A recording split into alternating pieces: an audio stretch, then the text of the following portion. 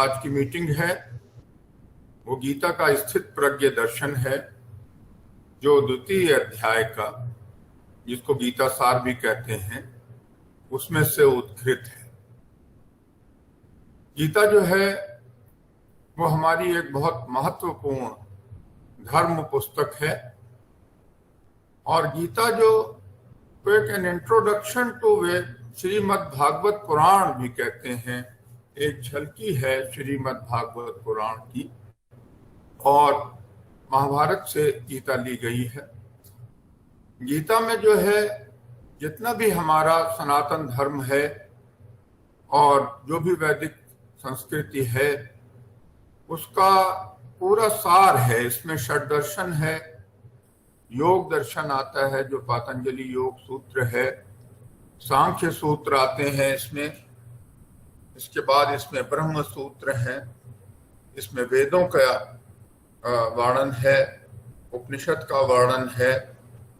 तो इस तरह से जो है श्री कृष्ण भगवान के माध्यम से अर्जुन को जो उपदेश दिया गया है उसमें ये सारे ही सिद्धांतों का और हमारे दर्शनों का जो है वर्णन हुआ है। और उसमें अर्जुन को समझाते हुए भगवान श्री कृष्ण कहते हैं कि ये जो वेद है ये त्रिगुण दर्शन है, जो त्रिगुण विषय है, इन विषयों की भोग और साधना का सारा वर्णन है इसमें, और इसके तुम्हें ऊपर उठना है। ये जो निर्द्वंद हो जाना है, द्वंद भाव से ऊपर जाना है तुमको, और जो नित्य है, शाश्वत है, जो परमात्मा है, उसमें हमको लीन हो जाना है। फिर एक उदाहरण देते हुए कहते हैं कि जिस तरह से यहाँ कहीं बहुत ज्यादा बाढ़ आई हो और पूरे जलाशय भरे हुए हों सब तरफ, लेकिन उसमें जो एक व्यक्ति के पात्र में जो जल है उससे ही उसकी जो है प्यास बुझ सकती है। तो उस प्रकार से यदि प्यास बुझाने के लिए उतना ही ज्ञान पर्याप्त है तो ये सारे जलाशय का कोई प्रयोजन नहीं है।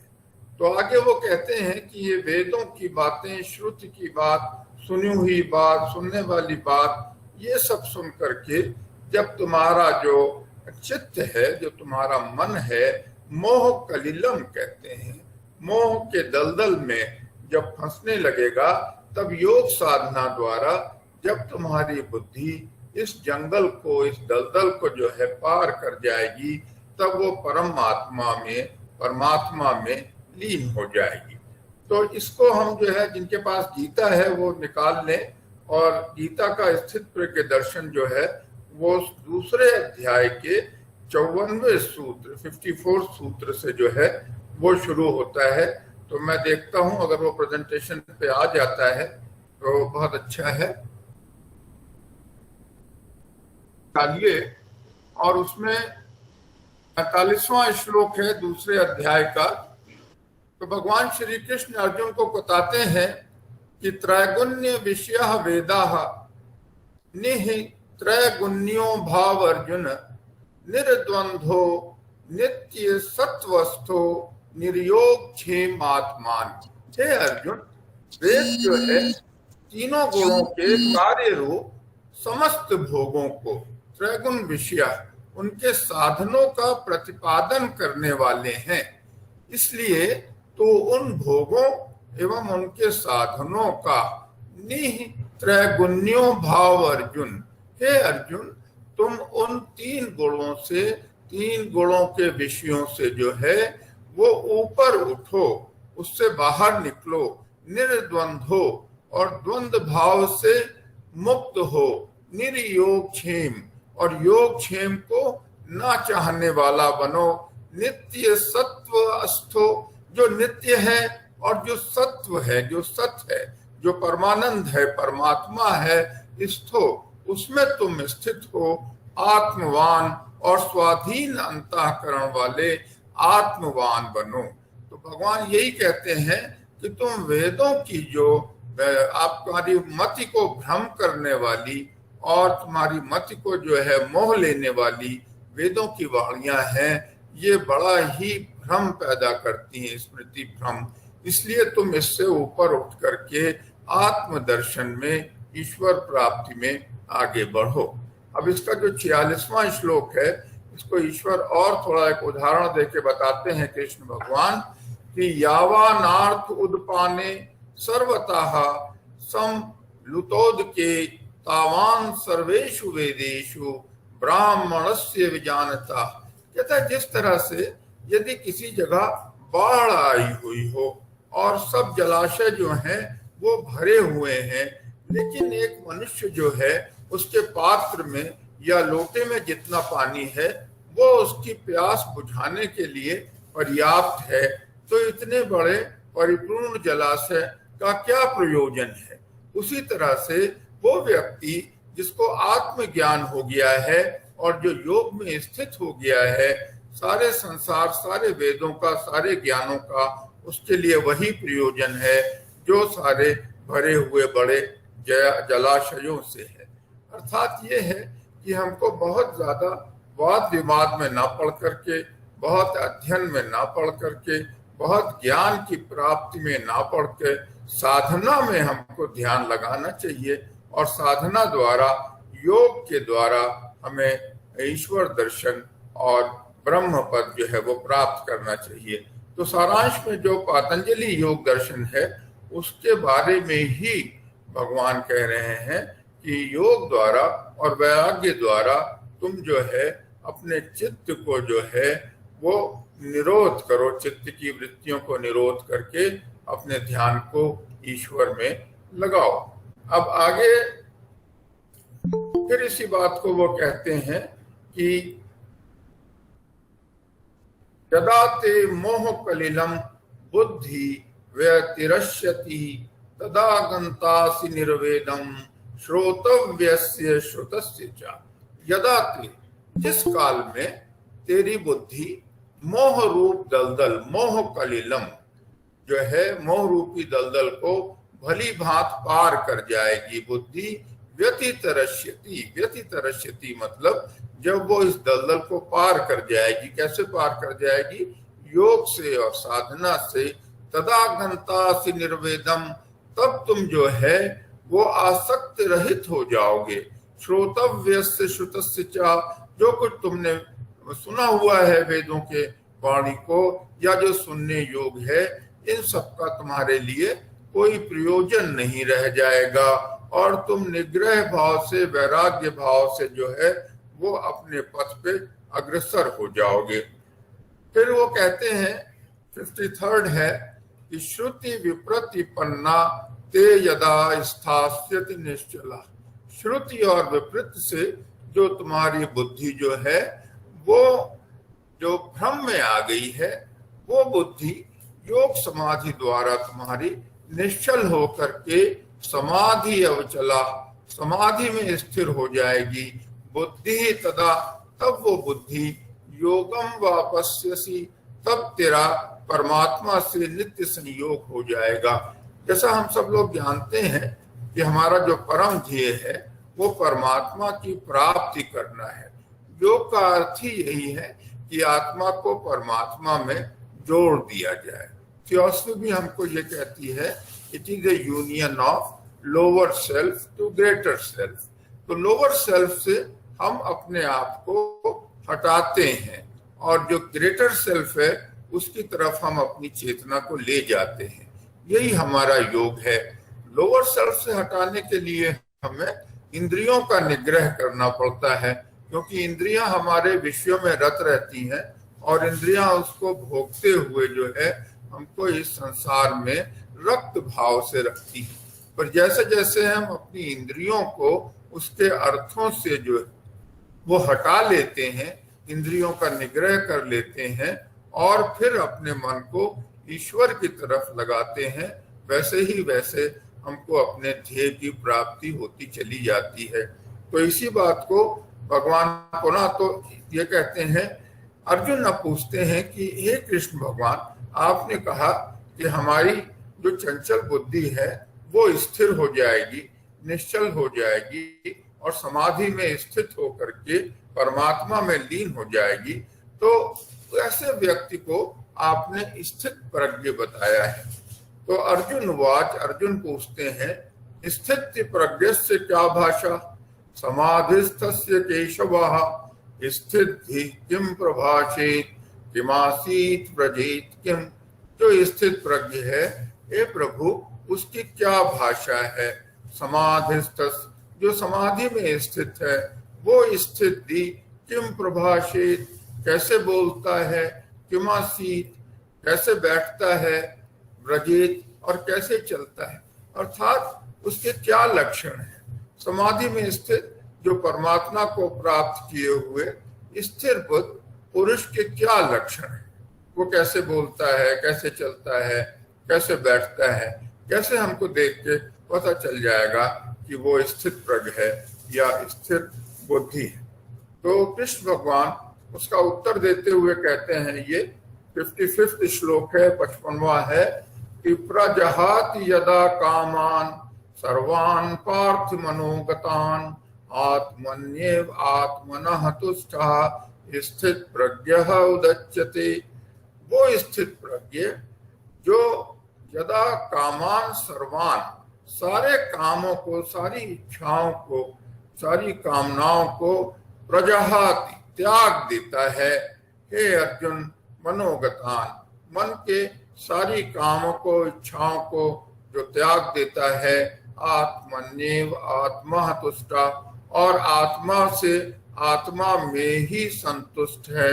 उसका प्रयोजन जो है वो किसी संसार से नहीं रह जाता है। उस काल में, तदा उस समय, उस योगी को स्थित प्रज्ञ कहा जाता है।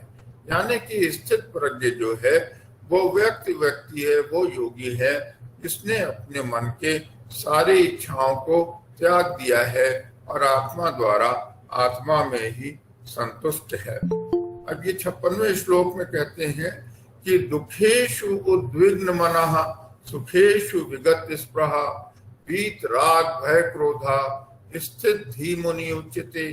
कि जो दुख में उद्विग्न ना हो, दुखेश अन उद्विग्न मना, जिसका मन जो है वो दुख में उद्विग्न ना हो, सुखेषु विगत स्पृहा, और जब वो सुख में हो तो उसका जो है वो आसक्ति भाव ना हो, वो स्पृहा से जो है मुक्त हो। वीत राग भय क्रोधा, और जिसके राग द्वेष भय क्रोध ये सब जो है नष्ट हो गए हैं। वीत राग भय क्रोधा स्थित धी मुनि उच्यते। ऐसे मुनि को स्थित धी या स्थित प्रज्ञ कहा जाता है। अर्थात जो है उसके दुख आने पर वो व्यक्ति विचलित ना हो, सुख आने पर वो आनंद न मनाने लगे, सुख में उसकी आसक्ति ना हो जाए, और जो ही उसके अंतर के राग और द्वेष वो नष्ट हो जाए, भय और क्रोध भी नष्ट हो चुके हैं। ऐसे मुनि को स्थित प्रज्ञ कहते हैं। अब आगे वो कहते हैं, 57वां श्लोक है, यह सर्वत्र अनभिस्नेह तत् तत् प्राप्य शुभाशुभम ना अभिनंदति ना द्वेष्टि तस्य प्रज्ञा प्रतिष्ठिता। कहता है यह सर्वत्र अनभि स्नेह, जो सर्वत्र सब जगहों पे अनभि स्नेह, स्नेह रहित आसक्ति से मुक्त हुआ विचरता है, तत् तत् प्राप्य शुभ अशुभ, और वो शुभ और अशुभ की प्राप्ति करके ना अभिनंदति, ना आनंद मनाता है। यदि शुभ प्राप्त हो गया तो वो आनंद नहीं मनाने लगता है, बल्कि स्थिर रहता है। ना द्वेष्टि, और अशुभ के प्राप्ति पे वो द्वेष नहीं करता है, वो जो है दुखी नहीं होता है। तस्य प्रज्ञा प्रतिष्ठिता। तो ये वही बात जो भगवान कृष्ण पहले समत्वम योग में कहे आए, जो हानि लाभ में, जय पराजय में जो इक्वानिमिटी है, उसका जो स्थिर भाव है वो बना रहता है, विचलित नहीं होता है। वही व्यक्ति कहते हैं कि उसकी प्रज्ञा जो है प्रतिष्ठित हो गई है। प्रज्ञा प्रतिष्ठिता को अगर हम थियोसॉफिकल टर्म पे देखें तो जब नीचे के लोगों से उठा करके उसको जब हम ऊपर ले जाते हैं तो हमारा जो मेंटल लेवल और इंट्यूटिव लेवल से उठ करके जब हम प्रज्ञा के में आके हमारी चेतना स्थिर हो जाती है, तभी हम कहते हैं कि वो प्रज्ञा में प्रतिष्ठित हो गई है। अब आगे 58वें श्लोक में कहते हैं, यदा संघते चायम कूर्म अंगानीव सर्वशः इंद्रियाणि इंद्रियार्थेभ्यस्तस्य प्रज्ञा प्रतिष्ठिता। और ऐसे स्थित प्रज्ञ जो है उसने अपनी इंद्रियों को इंद्रियों के अर्थों से उसी तरह समेट लिया है जैसे कि एक कछुआ अपने अंगों को समेट लेता है। यदा संगर्ते चायम कूर्म अंगानि सर्वशा, जैसे कछुआ अपने सब अंगों को समेट लेता है, वैसे ही जिस पुरुष ने इंद्रियों को उसके अर्थों से हटा लिया है, समेट लिया है, उसकी बुद्धि जो है वो स्थिर है, उसकी जो प्रज्ञा है वो प्रतिष्ठित हो गई है। अब आगे कहते हैं कि विषयः विनिवर्तन्ते निराहारस्य देहिना रसवर्जम रसोऽपि यस्य परम दृष्ट्वा निवर्तते। विषयः विनिवर्तन्ते, जो इंद्रियां हैं उसकी वो विषय से निग्रह हो गई हैं, विषयों की तरफ अब इंद्रियां जो हैं नहीं जाती, उनको इंद्रियों से हटा लिया है। निराहारस्य देहिना, और इंद्रियां जो हैं वो अपने विषयों का भोग भी नहीं कर रही हैं, आहार भी नहीं कर रही हैं। रसवर्जम रसोऽपि यस्य, हालांकि जो ऐसे योगी ने रसवर्जम, रस का त्याग कर दिया है, राग और द्वेष का त्याग कर दिया है, रसोऽपि यस्य, लेकिन अभी भी उसमें जो है वो रस की आसक्ति बनी हुई है, रस को प्राप्त करने की इच्छा बनी हुई है।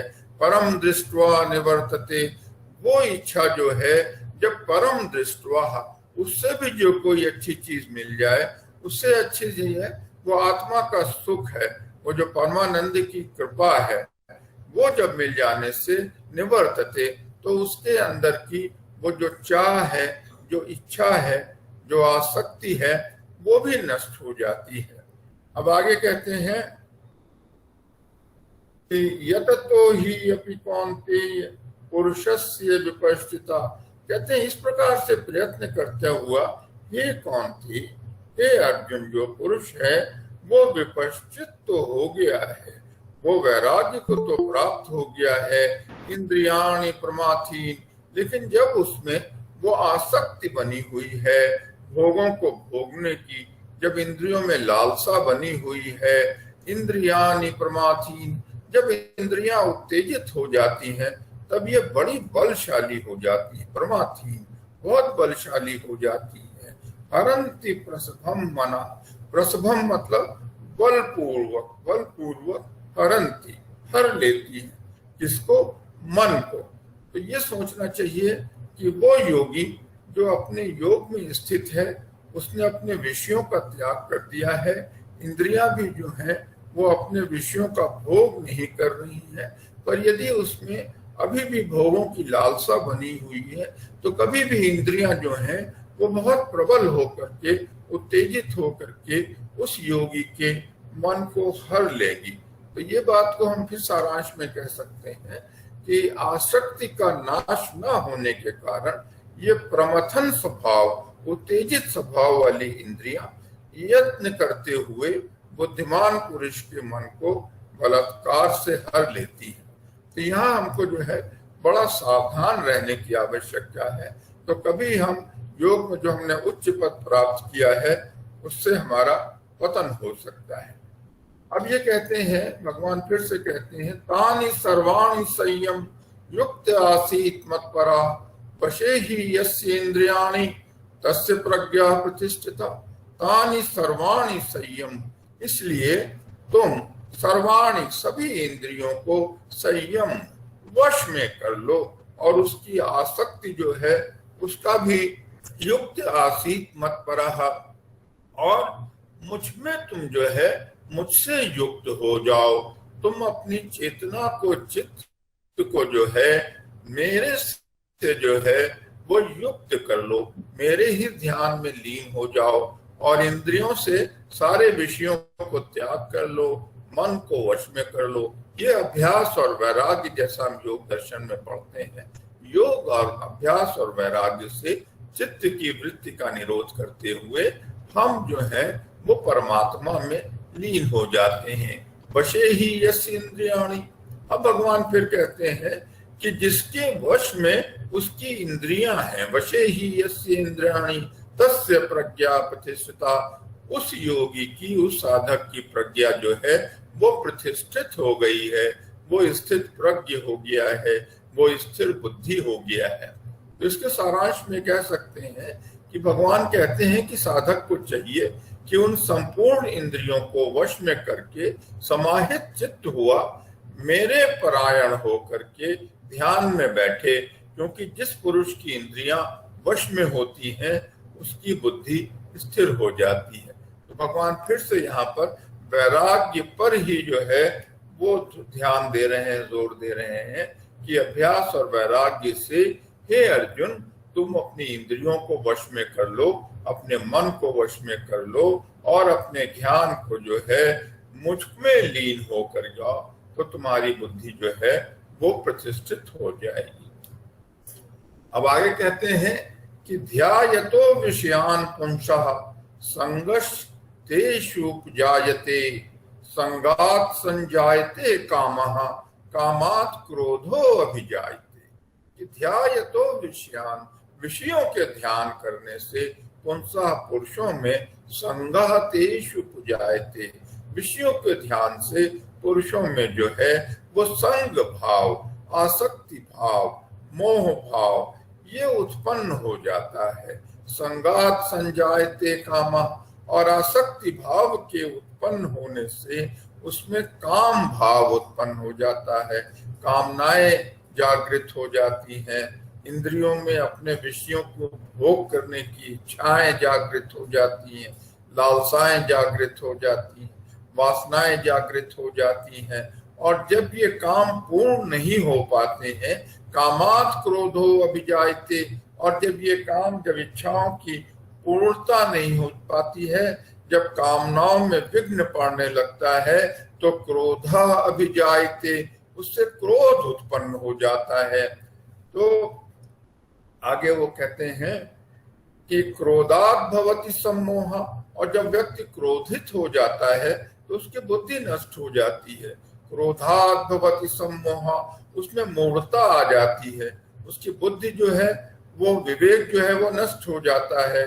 सम्मोहात् स्मृत विभ्रमा, और सम्मोहन हो जाने से, उसमें मोह आ जाने से स्मृत में भ्रम पैदा हो जाता है, उसको ही लूजेस हिज आइडेंटिटी, उसको अपने लक्ष्य का जो ज्ञान है वो खत्म हो जाता है और वो एक कंफ्यूज्ड स्टेट में आ जाता है।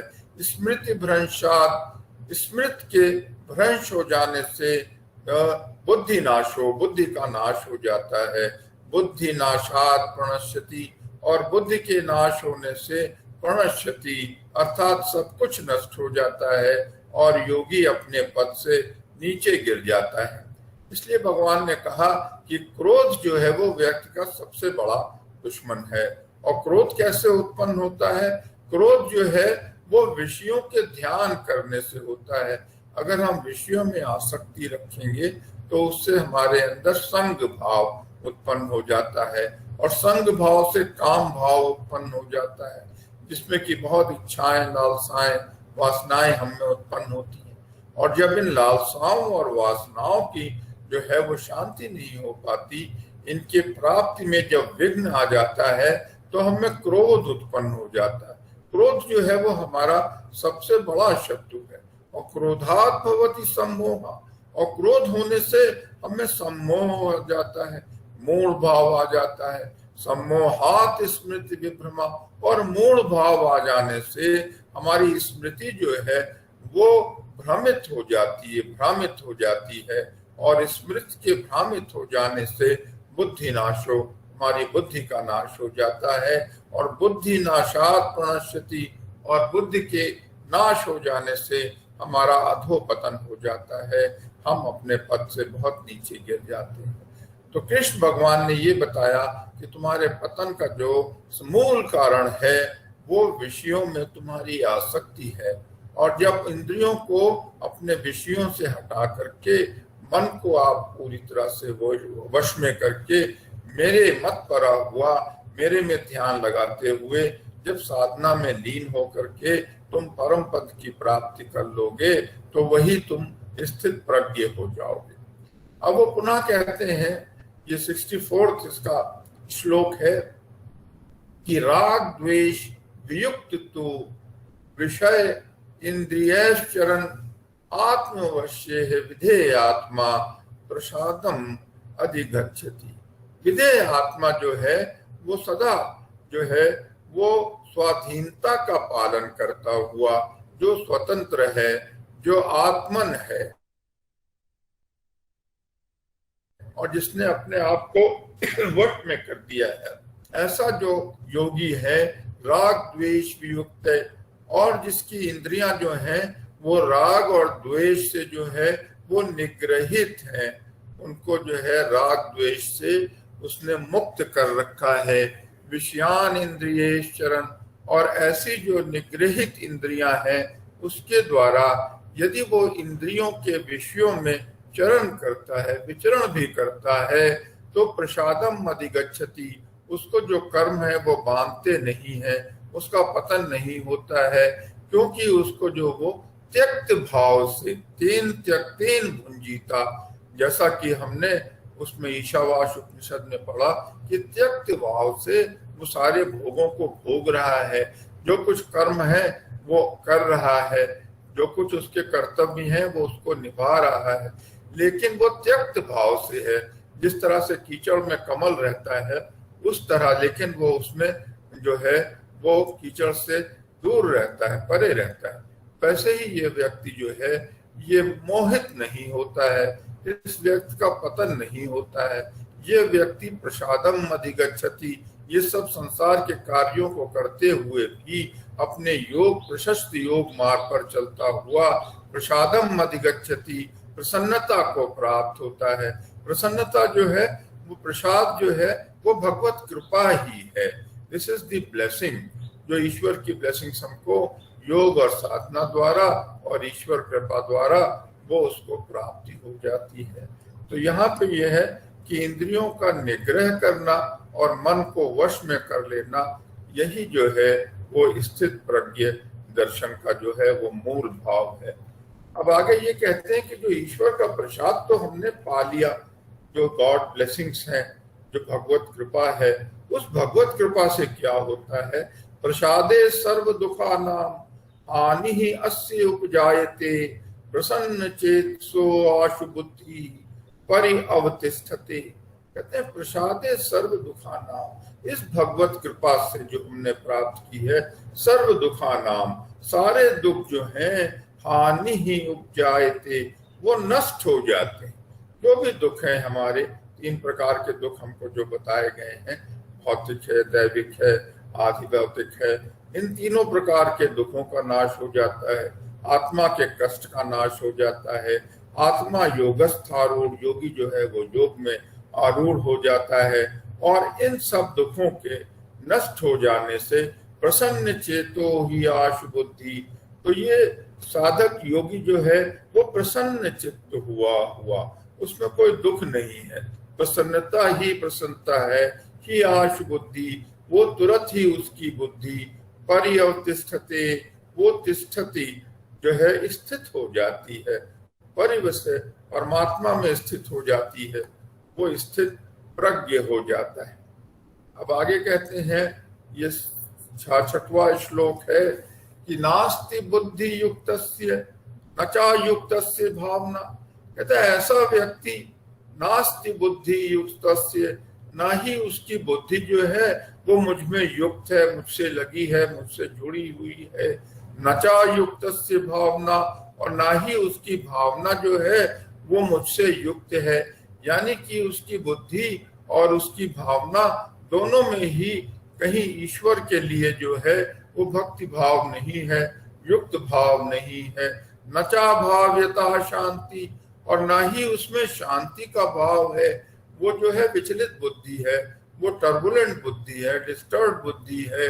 अशांतस्य कुतः सुखम, और जो अशांत है उसको सुख कहाँ प्राप्त होगा? तो ये बताया उसने कि जिसकी बुद्धि शांत है, मुझ में युक्त है, वो व्यक्ति जो है वो तो प्रसादम वद गच्छति, उसके सारे दुख जो हैं वो शांत हो जाते हैं, शांत चित्त हो जाता है और वो योग मार्ग पे चलता हुआ मुझको प्राप्त होता है या अपने जीवन के लक्ष्य को प्राप्त करता है जो परम पुण्य है। लेकिन ऐसा व्यक्ति नास्ति बुद्धि युक्त, जिसकी बुद्धि भी युक्त नहीं है, जिसकी भावना भी मुझसे युक्त नहीं है, ना उसमें शांति का भाव है, जो अशांत है उसको सुख नहीं मिलता, वो व्यक्ति जो है संसार में दुखी प्राप्त करता रहता है। आगे भगवान कृष्ण कहते हैं कि इंद्रियाणाम ही चरताम यन मनो अनुविधीयते तदस्य हरति प्रज्ञाम वायु नावम अंभसी। तो ये कहते हैं कि यदि जो है कोई व्यक्ति है, उसने अपनी इंद्रियां तो शांत कर ली हैं, पर कोई ऐसी इंद्रियां जो है जो उसके वश में नहीं है, और वो इंद्रिय जो है अपने विषयों में विचरण कर रही है, विषयों का भोग कर रही है, और जो मन भी है उसी इंद्रियों के पीछे पीछे जो है उसके साथ ही विचरण कर रहा है, विषयों और भोगों में विचरण कर रहा है, वो मन उसका वश में नहीं है। तदस्य हरति प्रज्ञा, ऐसी इंद्रिय जो है वो मन के हरते हुए हरति प्रज्ञा, प्रज्ञा को भी हर लेती है, हमारी प्रज्ञा जो है उसका भी नाश कर देती है। वायु नावम एवं अंबसी, अंबसी अर्थात पानी में, नावम जो पानी में पड़ी हुई नाव जिसको वायु जो है बलपूर्वक बहा ले जाती है, उसी प्रकार से वो इंद्रियां जो हमारे वश में नहीं है और अपने विषयों में विचरण कर रही हैं, और मन भी इसी इंद्रियों को जो है उसका अनुसरण कर रहा है, वो इंद्रियां हमारी प्रज्ञा को जो है वो हर लेती है। तदस्य हरति प्रज्ञा वायु नावम एवं वसी, उसी प्रकार से जिस तरह से वायु जो है बलपूर्वक नाव को बहा ले जाती है।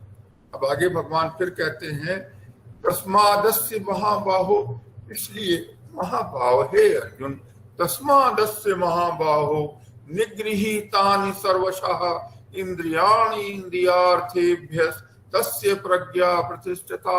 इसलिए हे महाभाव, हे अर्जुन, जिस पुरुष की इंद्रियां इंद्रियों के विषयों से सब प्रकार से निग्रह की हुई हैं, उसकी बुद्धि स्थिर हो जाती है। तो बार बार जो है वो कृष्ण भगवान यही कह रहे हैं कि इंद्रियों को वश में करना, इंद्रियों को उनके विषयों से हटा लेना, इंद्रियों द्वारा मन को प्रभावित ना करना, मन को पूर्णतः अपने वश में कर लेना, जो एक वैराग्य की स्थिति जो है वो हमें स्थित प्रज्ञ होने के लिए, हमारी प्रज्ञा को स्थित करने के लिए बहुत ही आवश्यक है। इसलिए हे अर्जुन, जिस पुरुष की इंद्रियां इंद्रियों के विषयों से सब प्रकार से निग्रह है, उसी की बुद्धि जो है वो स्थिर हो जाती है।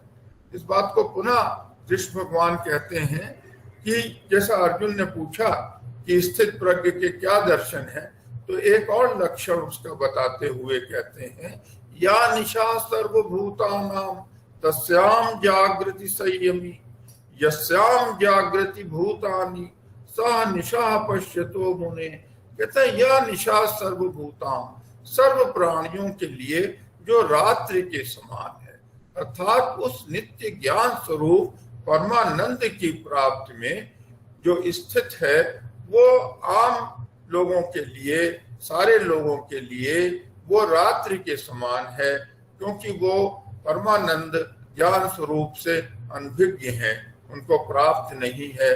तस्याम जागृति संयमी, ऐसे ही ज्ञान स्वरूप परमानंद की प्राप्ति में स्थित प्रज्ञ योगी जागता है, वो बराबर जो है उसकी चेतना जो है वो उच्च स्तरों पे जागृत रहती है, वहीं पे उसका ध्यान लगा रहता है, वो सदैव आत्मलोक में, ज्ञान लोक में और जो है विज्ञान लोक में जो है वो स्थित रहता है।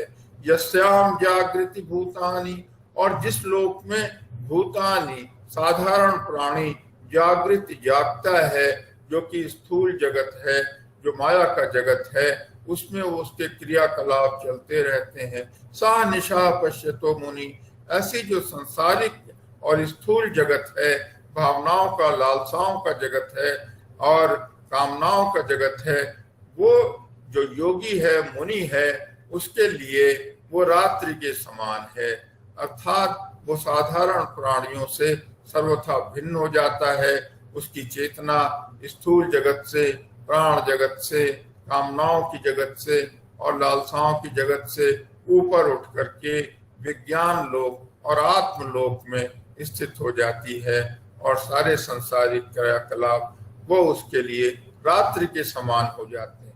हालांकि वो संसार में जो है वो त्यक्त भाव से, निग्रह भाव से अपने कर्म और कर्तव्य तो करता रहता है, पर उसमें उसका कोई जो है वो काम भाव, सकाम भाव नहीं होता है, निष्काम भाव से करता है, उसमें कोई उसकी लिप्त नहीं होती।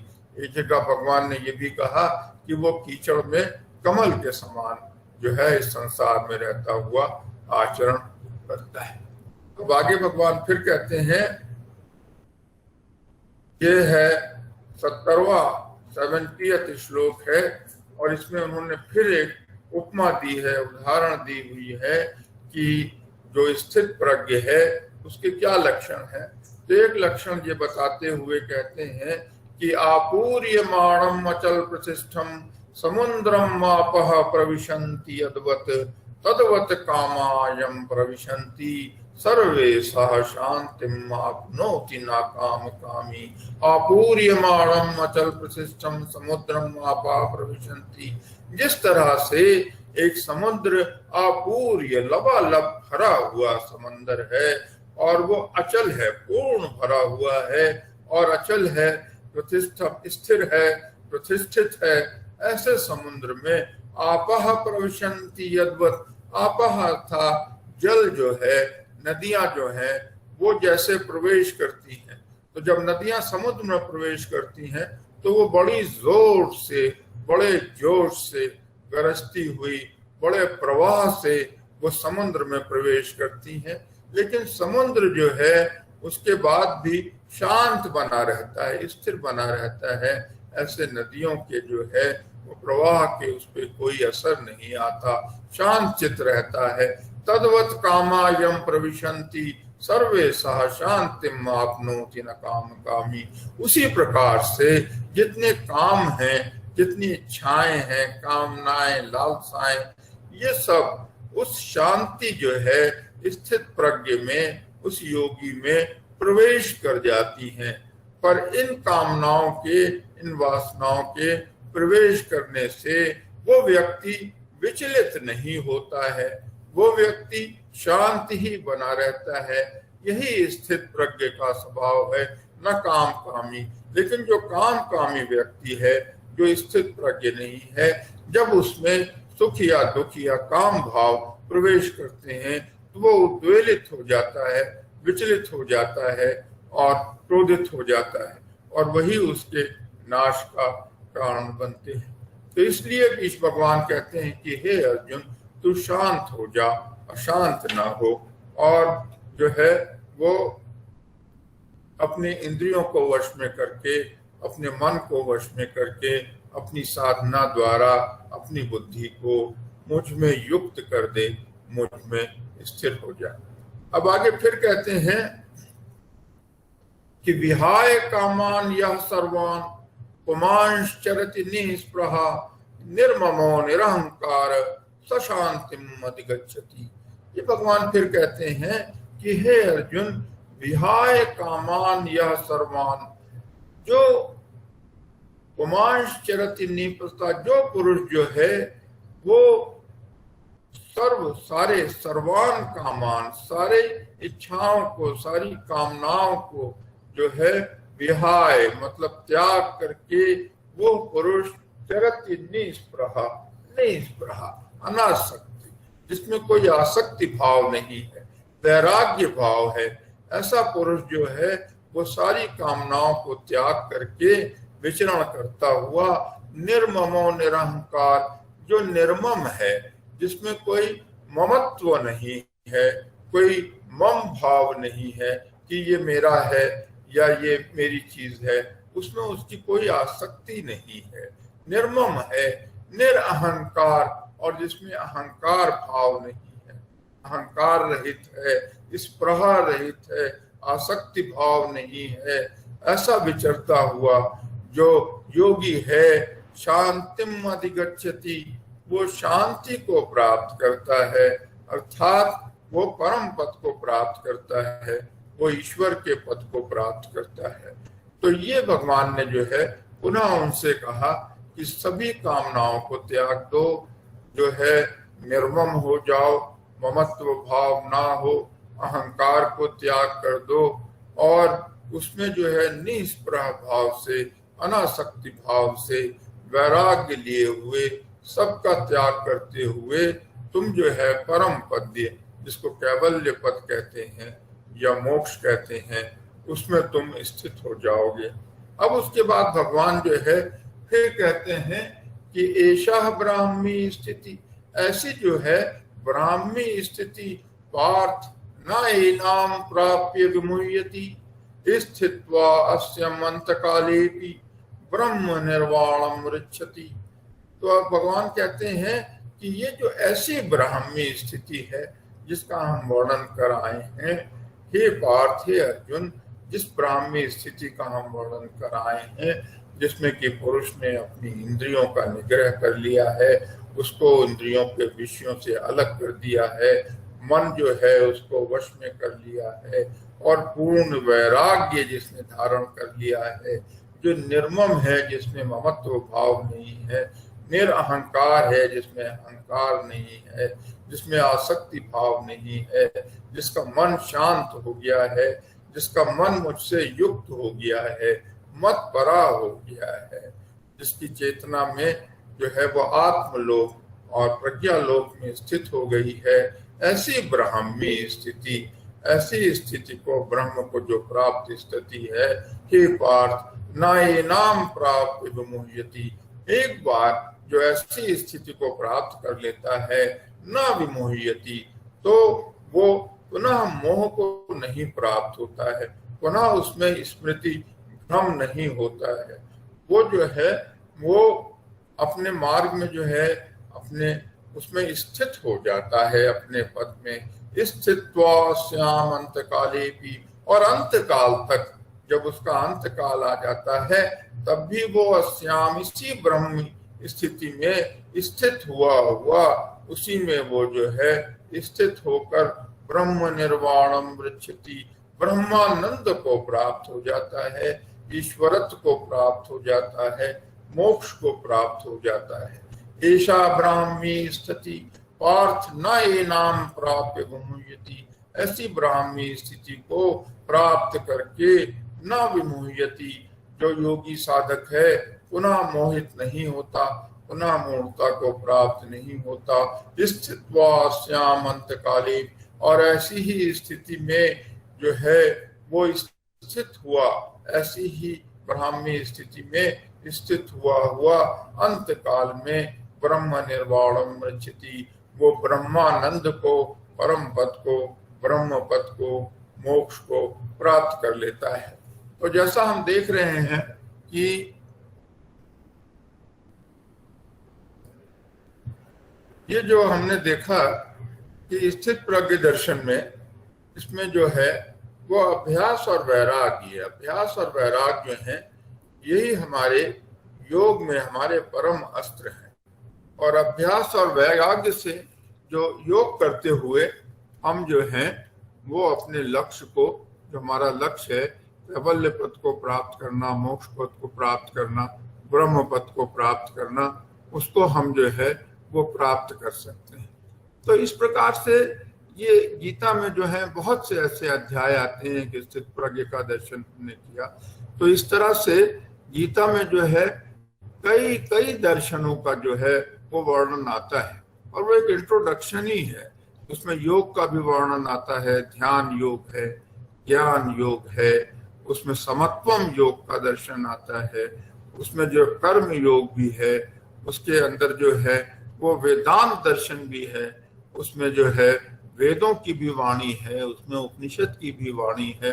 तो ये बड़ी ही एक रोचक पुस्तक है, और उस पुस्तक को अगर हम थोड़ा थोड़ा अध्ययन करते जाएं तो इसमें बहुत कुछ हमको हमारे सनातन धर्म और हमारे वैदिक धर्म का ज्ञान हो जाता है।